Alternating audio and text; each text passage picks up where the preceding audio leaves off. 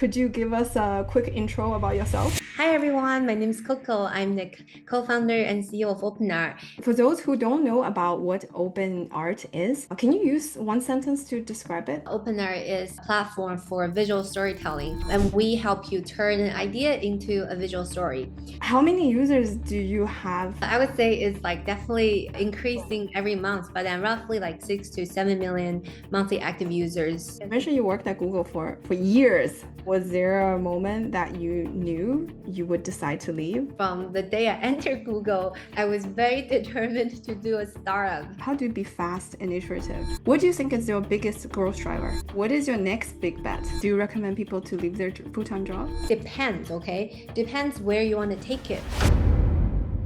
Hey everyone, welcome back to Tucson AI. I'm super excited about today's conversation with Coco Mao, CEO and co-founder of OpenArt.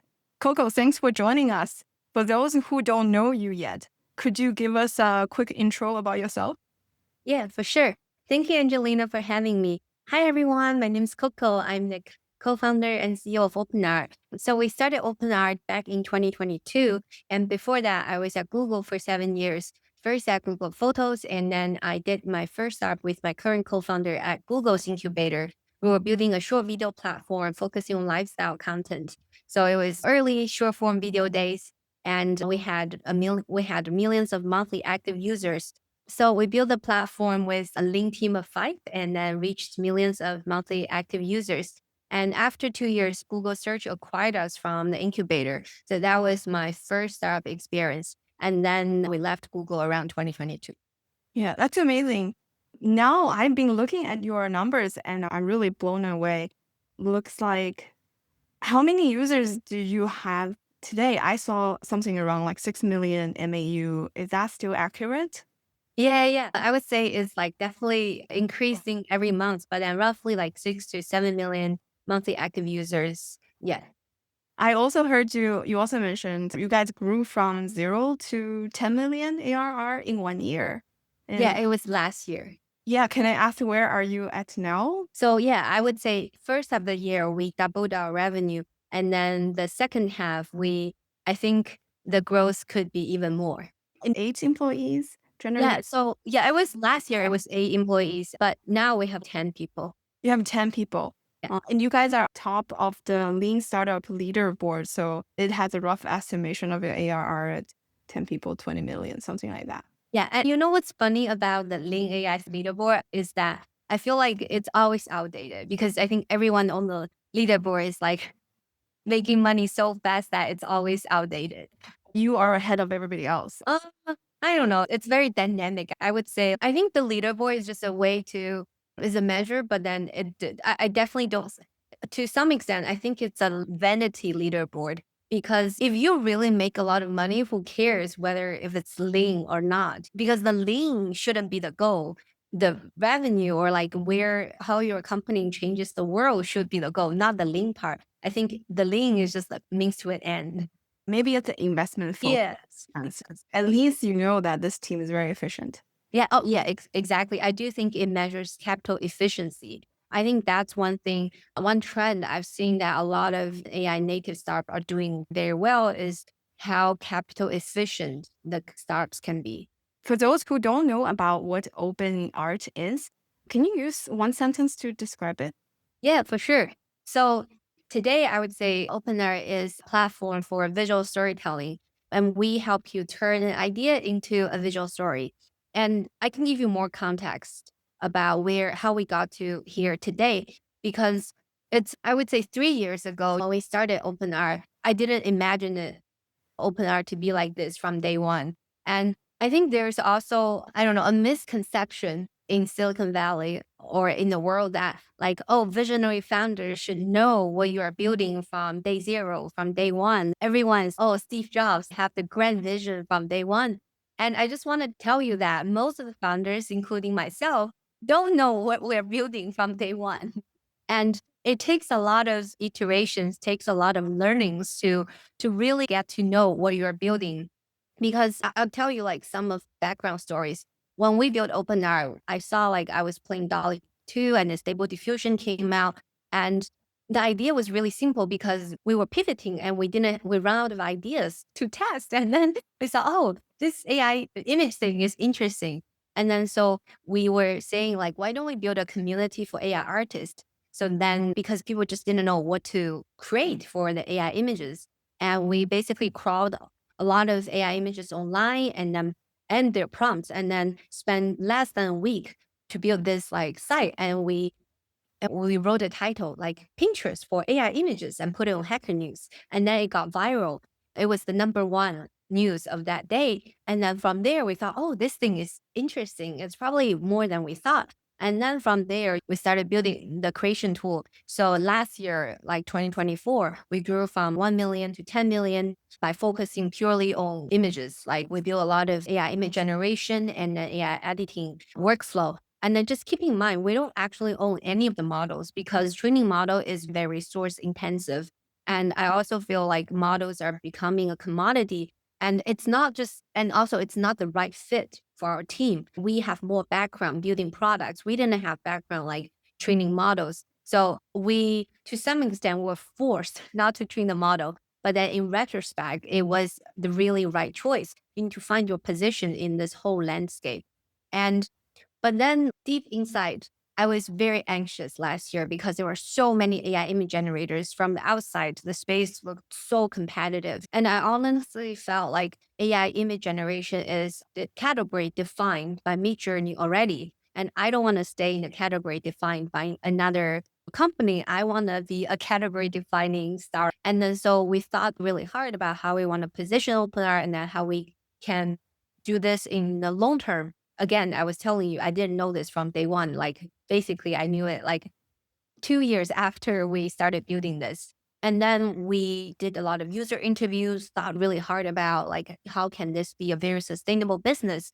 And that's when we realized, okay, we want to focus on visual storytelling. By visual storytelling, like story is actually a very broad concept because a film could be a story, like a TikTok short video is a story. An ad is essentially a story with a call to action to purchase. So I really like this concept that a story is a very broad concept. But then what we have so many users on our platform at that time already. And one of the key user or highest requested feature in our was consistent characters. Like people want to create images of a consistent character. And then when you really understand, oh, why do you need a consistent character in all your images? That's when we realize, oh, all of these people were trying to tell a story. And at that time, video models also were getting dramatically better. And then the thing we found is that if we want to focus on visual storytelling, video is the right format for people to tell stories. And so earlier this year, we started doubling down on videos. We introduced consistent characters. And in July, we also introduced like one-click story. And I can even do a demo if you're Oh, yeah. interested. I'm interested. Actually, I was looking for consistent characters for generating videos out of it. And I want to provide one of the prototype, the original images as the baseline for you to take that and generate Yeah. video and with consistent characters. Exactly. So the consistent character is the one we introduced earlier this year. You can start from description or one image or four images, and you can create images with a consistent character. And in July, this is our like major move into visual storytelling even more. The idea is that our mission is to really democratize visual storytelling. But if you think about like telling a good story, it requires a lot of things like how can you make the story arc very interesting? Most people don't even know the story narrative. And then you need good storyboard and then you need to have good sound. Like audio is super important in a good story. So what if we just let user enter one like rough idea and then do all of the rest for the user, like almost like a video agent so that the user can get a video that's 80 or 90% there. And if they don't like anything, they can do like further fine tuning. This is example like that you choose a consistent character, which is a plush frog type. Frog is having a relaxing spa day. And this is a video you'll get from OpenArt within 5 minutes. So I'll play for you. Oh, I love it. Yeah. This thing is weird. I guess this is the how the model is trained about having a spark. So as you can see, if you have never done video editing before, or you've never prompted image before, this is a very magical experience for you because all you did was like, okay, having a relaxing spa day, and then boom, you get such a pretty good video. And so we introduced several video types. The one you just saw was character vlog. And the music video was also a really big hit, actually. We'll wait to find out. Did you add the video automatically to that Spark video? The music? Yeah, yeah, Yeah. everything was done. So the user input is a very short prompt plus the seed image. Yes, yeah. Okay, So awesome. actually, Love that. Okay. yeah, so if you can, oh, here, let's say Nando is having a spa day as example. This is one of my character. And then so we can come back in 5 minutes and then check out that video. Okay, sounds good. Yeah. Yeah. So this Live live demo. Yes, Awesome. live demo. Yes. It can also work with a longer, a more complex prompt. Yes, it can. If you have a very, for example, explainer video is where if you want to explain a concept, and this is really good. Let me show you the I example. already saw like I'm gonna be a customer. Yeah, it's explain a video. Let's see. Oh, so this one, for example, this person they have a script and then they want a visual representation of this script. So take a look. My heart's on fire, but what's on your mind? Fire. Okay, deep breaths. The digital ink is practically sizzling, and my cursor is poised because, hello world. Yeah, so I'm basically officially we'll launching like this pick the little right corner of visual the for internet. you based on your It's script. thrilling, terrifying. This character looks very consistent. Is there a seed image?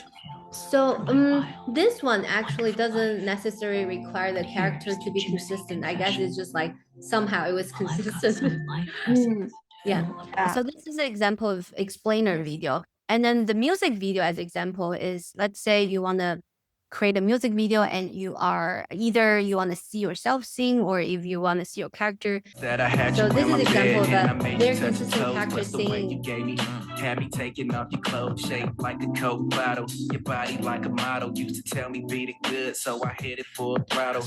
So when I'm feeling lonely, maybe I'm Yeah. So this So is wait, I want to ask the input. The input is the person's seed image, and so yeah. the music. And the music, and you didn't type anything. Okay, and then you will create a music video towards basically my music and with my image as well. Yes, yes. Wow, awesome! This is make everything easier, like for me Yeah, producers, right? Yeah, that's why we call it one-click story because it's really just like one click.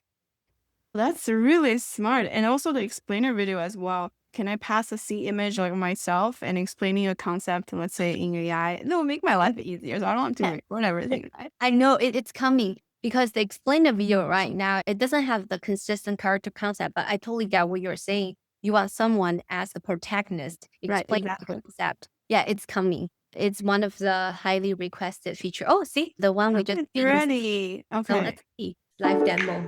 Ooh. So cute. Like self-spa. Oh gosh, I love this. Oh, goodness. Wow. Okay, the brush is not exactly used the right way. Wow. So it's this is so. Yeah, this is so cute. I can watch this all day long. And so the interesting part is that let's say one of the things I actually wasn't very happy with because the brush was like until as the camera links toward as the subject links toward the brushing. So I didn't like this because it was not really brushing it. So what I could change here is that let's see, lean towards the brushing. Or what I can do is that if I don't like this initial image, I can basically say I want to regenerate this scene and regenerate this clip. And so that you can get to 100% of exactly how you want it. Oh man, this is a killer feature. So you use AI to generate the image and then you break down the video into small segments and every segment is planned basically. So that's how your agent works. Yeah, exactly. Because if you think about how a film is generated, people don't shoot a film from start to end. They shoot clips and then put everything together. So it's the same thing. In order to tell a really good story, like I really don't believe it's like the model from generate from the beginning to end. I think it's, how humans make films is you have the good story, then you shoot these clips and then you put everything together. Yeah. I remember actually, I was looking for a tool earlier this year just doing these kind of things. I was using a tool that actually is asking me to go through the whole script, like screenwriting process. I've never done that. So I experienced a whole like the whole design process. So it's partially AI, but it needs me to write everything, like the whole story for a 1 minute video, including define the characters, personality arc, I see. write the story, the stories, the directions, the enemy, and then act one, act two, act three. So every few seconds is very carefully defined. But it is not one click. It will want to work. Exactly. Because our mission is democratize visual storytelling. My thesis is that like everyone really has great ideas, but right now, I think storytelling in the text format has been pretty much democratized. Everyone can write. Okay, it's not like everyone can write great stories, but you can write. Most people they can write things. But if you want to really represent visually, I think it's still pretty exclusive. The best stories today are still told by Hollywood studios and then by filmmakers. But I do think everyone, like really, even a 5-year-old kid, they can have like really great ideas. If you can give them the power to visually express and then visualize their stories, then I think the best stories could come from a 5-year-old. Yeah, I totally agree. And do you have a video length limit right now being generated? The video length. Yeah, how long? Yes. How long can I go? So right now, our limit is 1 minute. However, it's not because of technical limit. It's more of our deliberate choice of keeping it MVP when we launched because we really want to push this product ASAP to the market first. So we just want to make sure the quality we deliver is pretty decent. So we limit to 1 minute. But in August, we're actually expanding it to 5 minutes. I would love to use your tool. Who are your current paying customers? Yeah. So we have a wide range. I actually talked to over 30 users last week, interviewing these people who created these stories. And now we actually make our ICP more clear. I think our key users, I would describe them as like Gen AI social media creators and also SMBs. So these are the people using these Gen AI to create these images, videos to build their social media followings or promote their businesses. Very interesting. Did you find any, what do you think would be weirdest or coolest use cases someone built with OpenArt that surprised you? Oh, yes, actually, quite many. I can showcase some of them. So one of the interesting one I like to showcase here is that I talked to over 30 users, and one of them are two lovely ladies from a church in Nashville. And their use case is interesting is that because they're running a Sunday school for kids and they were make like in church, you sing a lot of songs, right? So they used AI to make music, not on OpenArt, somewhere else. They made the music for their Sunday school. But then they want the kids to see, they need visual representation of the music. And then they made this song on OpenArt, like basically using the one click feature. Oh, that's so cute. Yeah. Like the thing that really touched me is that like these two ladies are basically not technical at all. They don't even have a local editor. And then they use the editor we built, which I would say is very primitive. And then so to them, don't know any video editing, don't know anything about animation. And with one click, they can generate a music video like this. It's like truly magical. Especially for them, right? I can imagine their face like, wow, this is impressive. Yeah. So I feel like this is an interesting case that was really touching for me. And another one that I thought pretty interesting is the observation that a lot of the users, the Gen AI users, you would think, oh, these must be like young generation, like Gen Z or even Gen Alpha. But the reality is that a lot of older people are actually using AI, and then I also feel proud that our Define old people. like 70 years old, 80 Oh, years old. Yeah. that's impressive. Yeah. And you would think, oh, like they are the people that are left out by AI. But it's actually not true because think about it. They have time, they are retired, they have some money, and then they need some creative outlets. And then I'm very proud that we made OpenArt very easy for them to use. So this one is actually, if you look at this, if I were to ask you to guess, who do you think is the creator behind it? Mm, Like I it would can not get to 70-year-old. No way. Right. So this one is so she's basically a 60, 70-year-old grandma in New Zealand, and she's creating these like cat videos. And then, for example, this one, what she basically typed was like this cat visiting Greece. And then this is what generated by OpenArt one-click story. Wow, that's amazing. I love it. That's so cute. Yeah, and I felt like it looks exactly like Greece, like these, the blue roofs and so on. Yeah. I definitely think that it empowers people to let out their creativity like in a more visual way. Otherwise, when people write, it's a lot harder to combine with music and visual. So, Yeah. And yeah. then the interesting part is that these creators would have never become creators without Gen AI. I thought that's the fascinating part is that you see this a group of emerging creators or a group of emerging Gen AI social media creators. Mm. Yeah. Historically, art is being redefined over time anyway. The more formats are coming out. Yeah. So we're just facing this time that we're going to see more different format of art. So who knows? Yeah. I want to go back to ask you a little bit about your personal journey. So you Yes. mentioned you worked at Google for years. I Yes. Yes. should be a cushy job. Was there a moment that you knew that you would decide to leave and build Oh, something? yeah, actually, from the day I entered Google, I was very determined to do a startup. I always knew what I wanted, to be honest. Why? But I do think I graduated from Carnegie Mellon in 2015. And even though I knew I wanted to do a startup, I think I needed to learn more. And then there was also some like visa issues. I feel like after I can sort it out, it would just be more convenient. And so because of these two reasons, I stayed at Google. I felt very fortunate that like Google had the incubator program so that I had a semi-staff experience in the incubator while staying at Google. So that was definitely a very fortunate and rewarding experience. When did you leave Google and started OpenArt? 2022. 2022. Okay. Were your parents or family think that you were crazy or Oh, no, I've always been telling them I wanted to do the startup. So they were always mentally. you seeded them like Yeah, early out, I'm gonna leave. Don't expect me to. yeah, so it's managing their expectation. Yeah, another topic we could go deeper into. You also mentioned earlier that this AI space, like image generation space, maybe even video, is very has been very crowded, right? Since Stable Diffusion came out, maybe 2022. Did you ever think that it was too late, or how did you have the conviction to do it?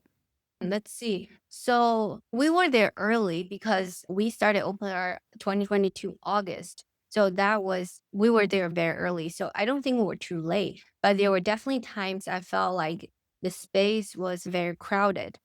However, the way I thought about it was that I felt like Gen AI, this era is almost like gold rush in California hundreds of years ago.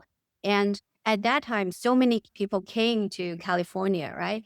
And then but then the analogy is that when you came to California and then there's a lot of gold, let's say, and then some people would jump into the river and then start like digging, and then some people were just like staying on the side and then looking. So I felt like if there's really any gold in the water, then it must be the people who were already in the river that found it, instead of people like that stayed on like on the side. So I felt like as long as we were in the water, I felt like we could find something. Very positive thinking. So you mentioned you pivot a lot. What did the first form of the product look like? Was it just image generation? The very first form was literally like image browsing. Like we don't even had creation. So at that time we saw the opportunity but people didn't know what prompt to write. So we just crawled a lot of images online and put their prompt together, and we call it like Pinterest for AI images. So there was not even creation tools at all. It was a purely browsing experience. But we posted on Hacker News and it got viral. That was the time we felt like, okay, this is actually more than we thought. It could have some traction. And then we started adding more creation tools. And then in 2024, we were very focused on the image creation, image editing. And then starting this year, we doubled down on video. And we also try to really start building around the visual storytelling, not just like video clips. How can we empower people to tell stories instead of just I really like creating? positioning. Yeah, I really like that storytelling. When you look back today, what did you think would make open art different versus what actually made it different? Was it the team fasting execution or pivoting, or was it timing? What did you think? Yeah, okay. I wouldn't say it's different. I would say I saw a pattern. The startups that are able to survive until today are the startups that were fast and iterative. Because I've seen competitors, like actually a lot of competitors already died. And I think those startups, like their founders are actually all great people, are all super smart. In fact, like I would say the talent concentration in the Gen AI space is like, it's impressive. Yeah. Yeah, incredible. It's like everyone, either serial entrepreneurs or like very high profile, just so many of these people. But I do feel like for the startups that I saw that are able to survive until today and then are still growing, the startups are have been very iterative and fast at learning.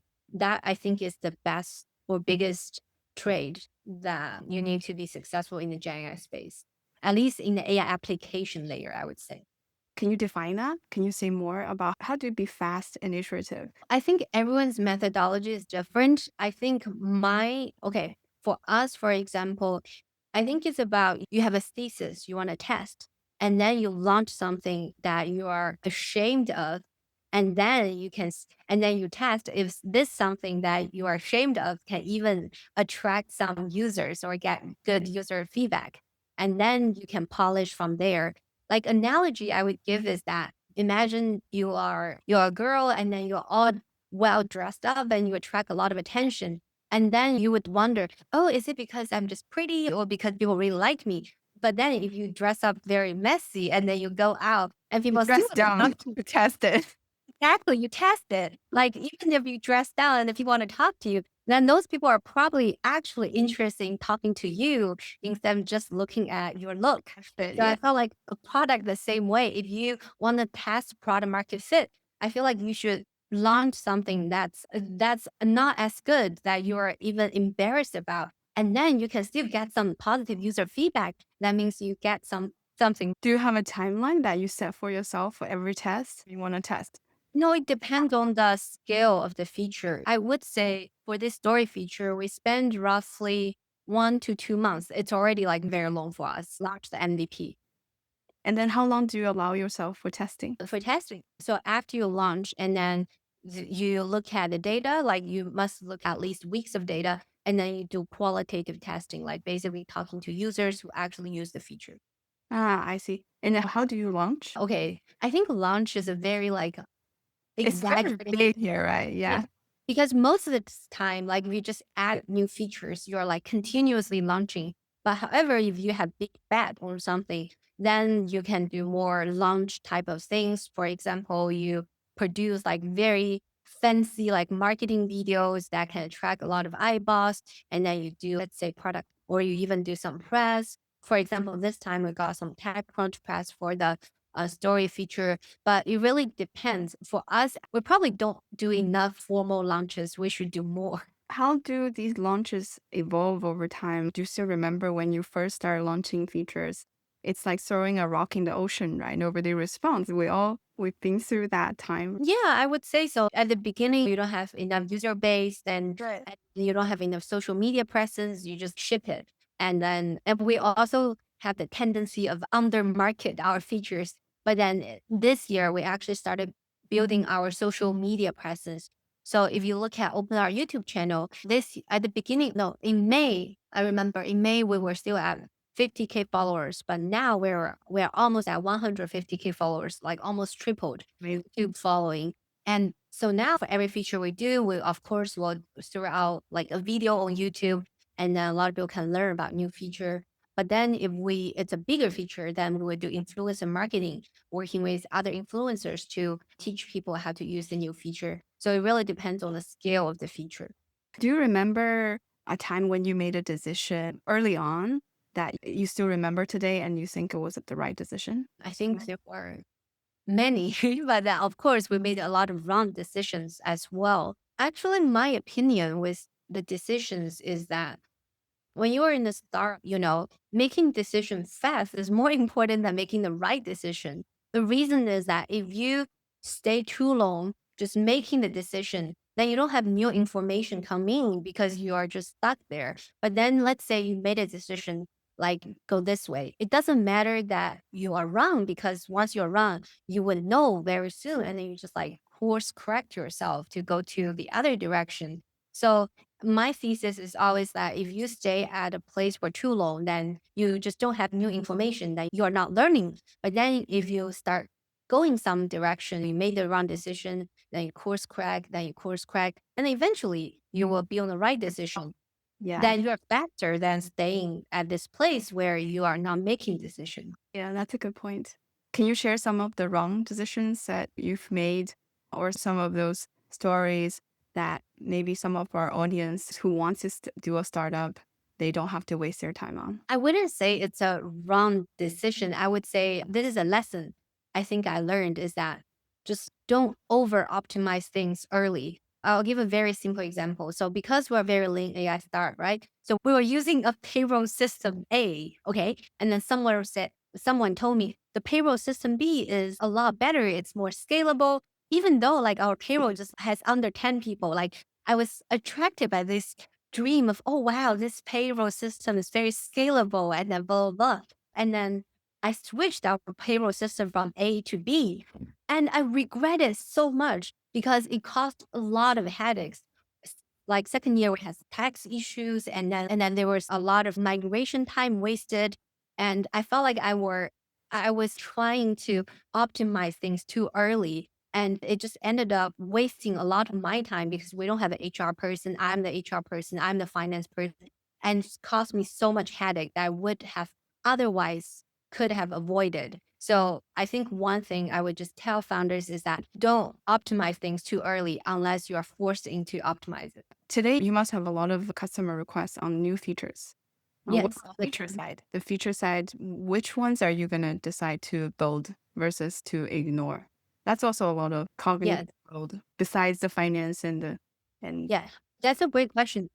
Our Discord has over 350K users. So you can imagine how loud people are in those community. One thing I learned actually through a lot of user interviews is that you really couldn't, you listen to the users, but you don't listen to their feature requests. You listen to their problems because you don't want to just directly use their solution. You want to really understand their problem and then design the solutions around their problems.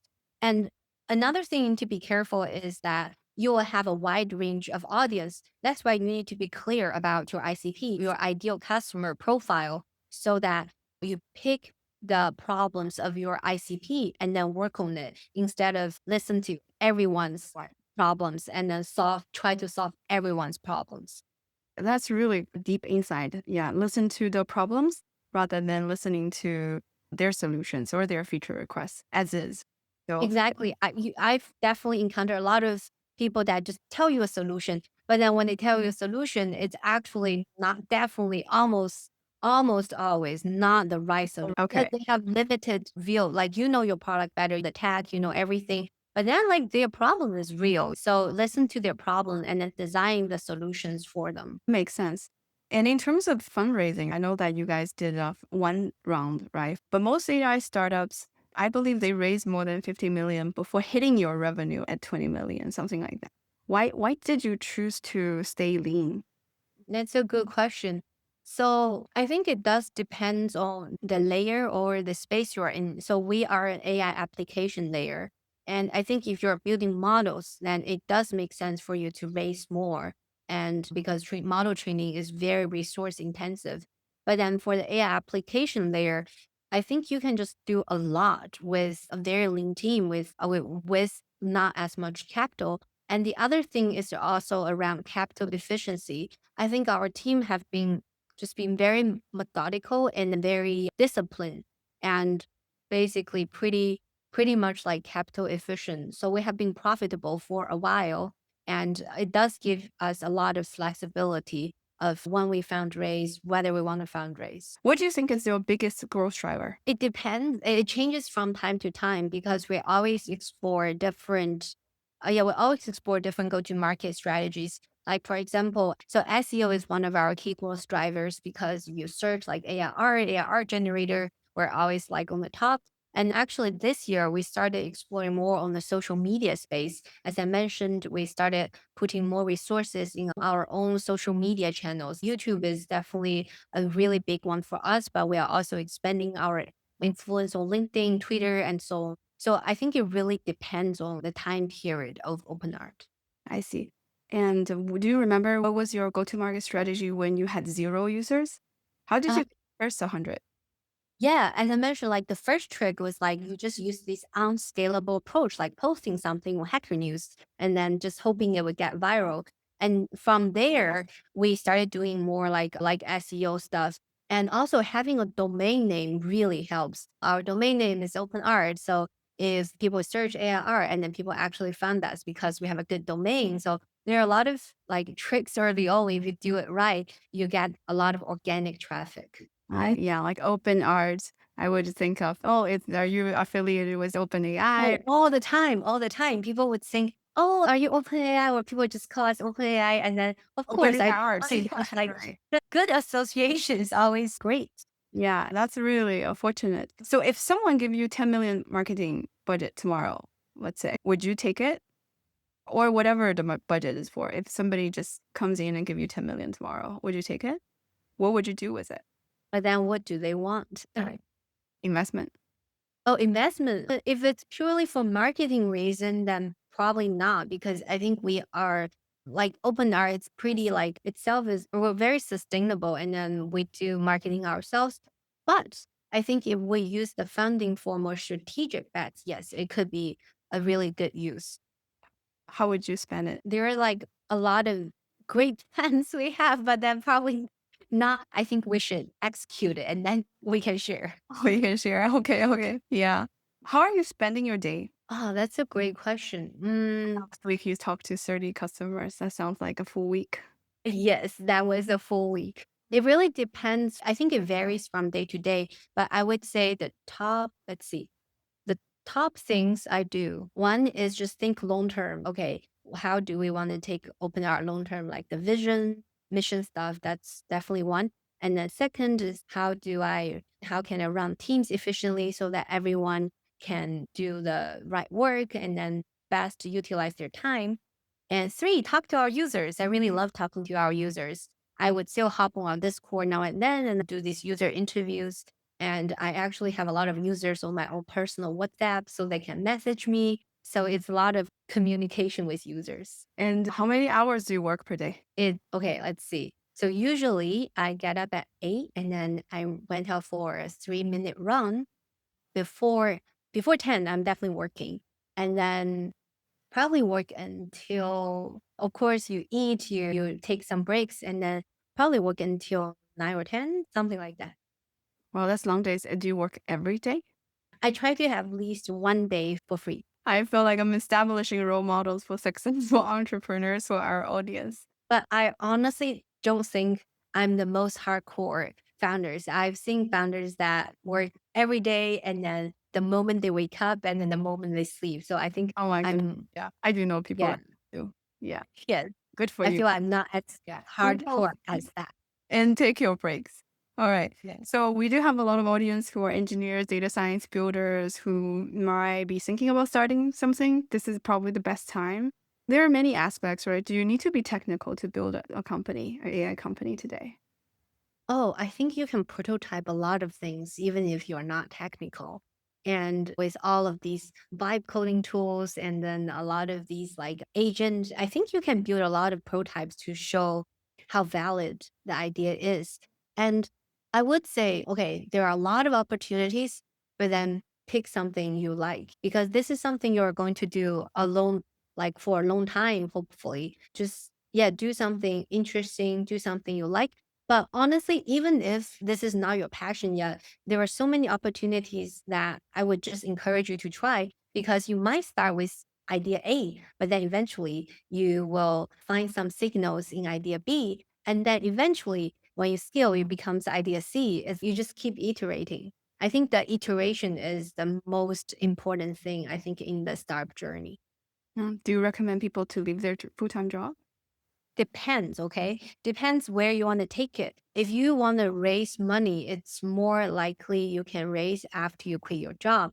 But then if you just want to try out or like experience or like just get some experience or do side hustle, then you can just do it as side hustle. You don't need to leave your job.